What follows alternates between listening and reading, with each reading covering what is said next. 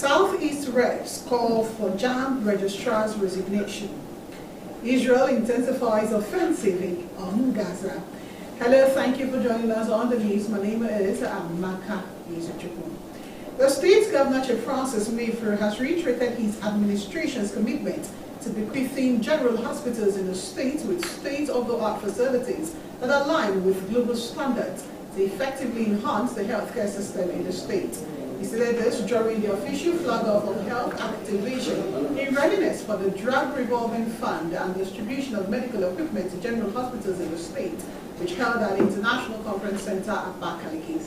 Government House correspondent Osondu Nguta tells us more. Among items flagged off for distribution were modern medical equipment comprising hospital beds, patient monitors, mattresses, drip stands, among others valued for over 1 billion naira. Governor Nwifuru said the initiative highlights his administration's commitment to revitalizing healthcare services across the 13 local government areas of the state, aimed at empowering general hospitals with the necessary tools to provide life-saving services to Ebonyi people. He noted that the health activation, which is a critical step towards ensuring that citizens have access to quality health care, involves the introduction of a drug revolving fund designed to ensure a continuous supply of essential medicine in local hospitals, addressing the persistent challenges of inadequate funding and personnel that have long plagued the health sector in the state. The governor emphasized that to further strengthen the workforce, his administration had recruited and deployed to general hospitals over 195 health professionals, including doctors and nurses, along with plans for training to meet global health standards. He further announced the upward review of minimum salary and allowances for each of the newly recruited medical doctors to 500,000 naira. For some time now, the health sector in the Ebonyi state has suffered from insufficient funding, inadequate personnel, and the lack of basic equipment. These narratives must change, and it must change now. This event is not just a ceremony, it is a declaration of our administration's commitment to recognizing the healthcare system of our great state.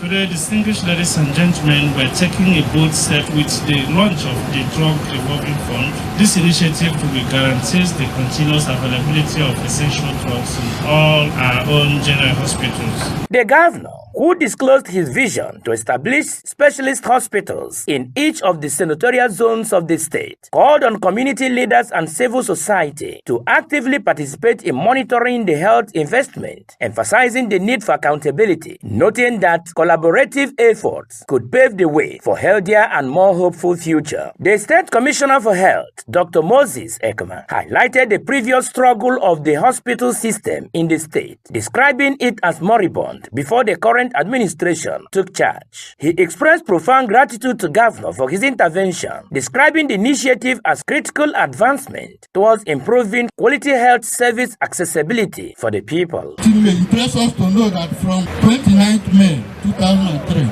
and 23, when His Excellency assumed office as the governor, His Excellency has established high degree of commitment to resuscitating our general hospital. The Executive Secretary of Ebonyi State Drug and Medical Commodities Management Agency, pharmacist Chinwenda Jioke, echoed the appreciation for Governor Nwifuru's support in establishing the agency and assured the public that the agency would diligently work to maintain the continuous supply of quality drugs and medical commodities, which she said are vital for effective healthcare delivery in the state. She further advocated for provision of utility bus and other essential facilities to enhance the agency's smooth operations. I appreciate His Excellency deeply for his graciousness towards Ebonyans, especially in the area of health. I want to thank him specially for approving the bill that established Ebonyi State Drugs and Medical Commodities Management Agency to take responsibility of all the drugs and consumables that will be used in all our public health-owned facilities, just to put checks and balance to all the commodities that come into the state and be sure that we get it at the best. The event was graced by many dignitaries, including some agencies who are partnering the state to provide quality healthcare delivery to the people. Osando Nguta, Salt TV News. In a significant move toward enhancing the well-being of residents, the state governor, Francis Wifuru, has advocated stronger partnership with the Office of Sustainable Development Goals, the SDGs of the federal government, to further improve on the well-being of people of the state. He made a call when he received in August the Senior Special Assistant to President Bola Tinubu on SDG, Princess Adejoko Adefolire, at the Expo Chambers of Trudy Centenary City at Abakaliki, who was on a working visit to the state. Again, correspondent Osondu Nguta has the story. Governor Wifuru, who emphasized the importance of a robust health sector as a fundamental element for the overall development of the state, reaffirmed his commitment to working closely with the SDG office to achieve state goals aimed at advancing health services and enhancing the quality of life for the people of the state. He expressed gratitude to President Bola Tinubu for the ongoing health interventions in the state, particularly through the SDGs office, and assured of the continued support of the people of the state for his administration's effort to create a healthier and more sustainable environment. I particularly decided to invite you to be in Ebonyi, that you are very, very uncommon leader. I believe in transformation and in supporting the less privileged. And I see my state as the less privileged one at this moment. Your coming here is a great advantage to us. Our hope is very high. We're in the looking at a lot of projects that we've been able to cite here. We are building one of the best hospitals in the primary health care, 1+1, it's ongoing. One have been built, 2 are very elevated level with fencing, that sense from SDG in the primary health care development agency, and came from there, and the same from SDG. Coupled with a lot of projects we did in the David Ryan University of Health Sciences, and we are not getting that. It's all time we want that encourage me to move on, and look for what's is good for my people. The Senior Special Assistant to President Bola Tinubu on SDG, Princess Adejoko Adefolire, conveyed the federal government's dedication to supporting the state's initiatives, stressing the need for strategic partnership in executing effective health interventions. She outlined various support avenues, including funding medical facilities, facilitating access to essential drugs, and implementing capacity-building programs for healthcare workers. Many thank you so much for what wonderful work you are doing for the people of our state, and the support, encouragement, and partnership to ensure that Nigeria achieves sustainable development goals. Let me thank you in particular for recognizing the importance of women in national building and governance. When I got here, I found a lot of beautiful women, and I made the words to congratulate that. Aside from my colleague, the deputy governor is a woman. I was made to understand the head of service, secretary to the government, the honorary commissioner for regional government with the former pharmacist, and many other women affairs. Thank you so much, and many special advisors have been engaged.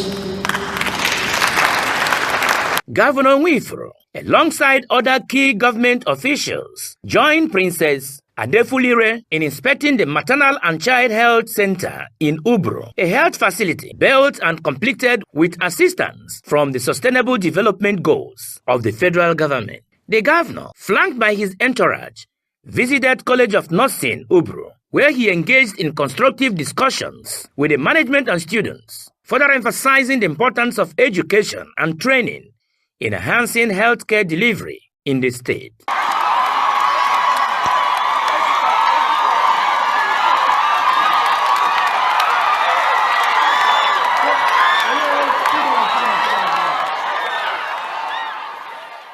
The initiative marks a proactive step towards achieving significant health improvement in the state and showcases the collaborative spirit between the state and federal authorities in addressing critical issues facing the health sector. Osondo Nguta, Salt TV News. Governor Francis Nwifuru of Ebonyi State has officially flagged off the distribution of the renewed Hope Conditional Cash Transfer CCT preloaded credit cards to over 12,000 target beneficiaries in the state. The governor, represented by the State's Commissioner for Human Capital Development, Mrs. Anne Aligwe, performed the flag-off ceremony at the Rainbow Return Hotels and Suites in Abakaliki. EBBC crew led by Charles Ole Jr. covered the event and now reports.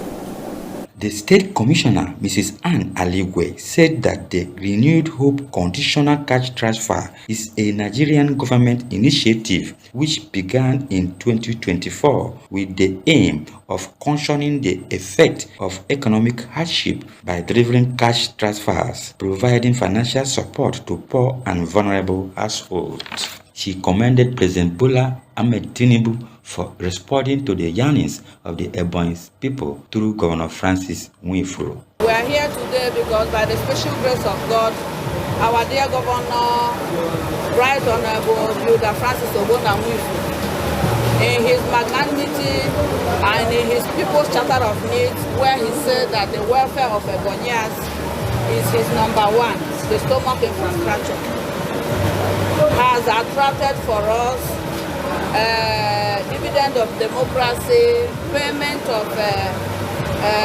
renewed hope conditional cash transfer to more than 12,000 Ebonyians.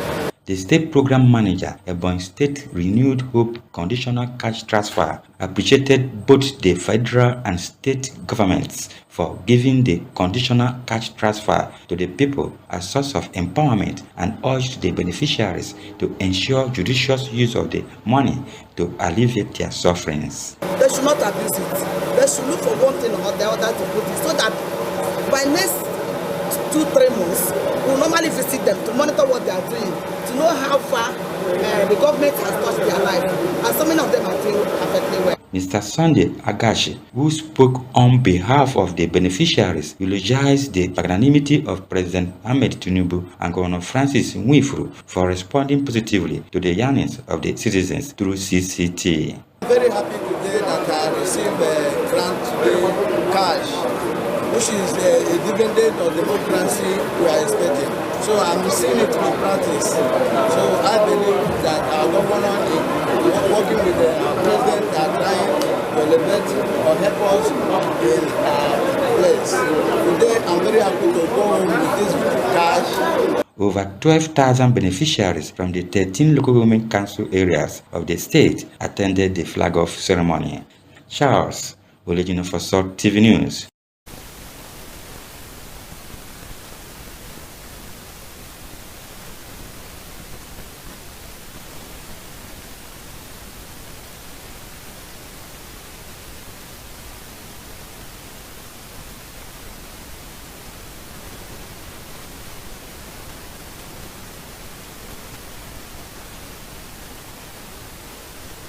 According to the State Commissioner, the construction of the ultra-modern duplex palaces would promote and boost the status of traditional rulers in their various communities and also enhance their royal performances. Mr. Igwe disclosed that 67 traditional rulers are beneficiaries of the duplex houses and revealed that the construction of 2 kilometers roads leading to their palaces are still ongoing. The Governor of Ebonyi State, Right Honorable Builder Francis Nwifuru, is a man who came in with a mantra of People's Charter of Needs.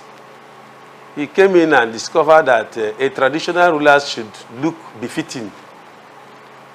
They should look like what was presented as traditional ruler, because when you go out of the state, when you see traditional rulers in our neighboring states, you know they wear a different look more than the way Ebonyi people are wearing. So he said he's going to change the psyche that the traditional rulers should be known when they come out from your palace. People will be able to know that, yes, you are traditional ruler. And he kicked off 67 duplexes to traditional rulers across the state. He, however, said that Governor Francis Nwifuru is committed to rendering quality projects to the people in line with his policies of People's Charter of Needs mantra, adding that it would be handed over to the beneficiaries when completed after flag-off officially. According to him, the 2-kilometer roads leading to the royal fathers' palaces, when completed, would bring development, add value to the agricultural produce, as well as traditional and community activities, among others. Charles Olegino for Salt TV News.